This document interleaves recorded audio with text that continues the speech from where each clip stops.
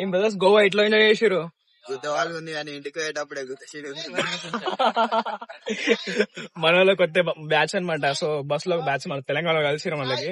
So చెప్పండి ఇప్పుడు experience ఎట్లుంది పర్సనల్ గా?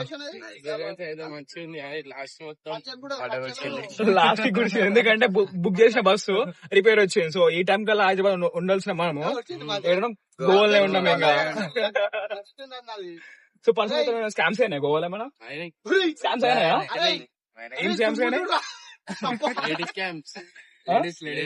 లేడీస్ స్కామ్స్ అయినాయా? ఏ క్లబ్ లో అయినాయా? బయట కూడా అయినాయి. బయట కూడా అయినాయా? ఎట్లా అయినాయి?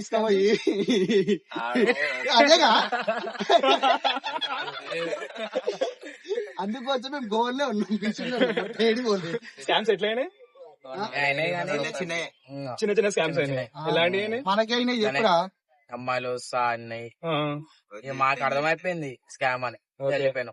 అమౌంట్ పే చేశారు ఏమన్నా? ఏం అంటే స్కామ్ కాలే, అంటే స్కామ్ తప్పించుకో స్కామ్ నుండి మీరు ఇంకా స్కామ్ ఏం కాలే. గోవాలో లేడీస్ స్కామ్స్ అయినాయి కంపల్సరీ. ఎక్కువ స్కామ్ అయ్యేదంటే లేడీస్, థాయ్ మసాజ్, వీటి దగ్గర స్కామ్స్ ఎక్కువ అవుతాయి. థాయి స్పా అలాంటి మనం గోవాలో పోతే గుడిచిపోయినట్టే ఇక కంప్లీట్ గా.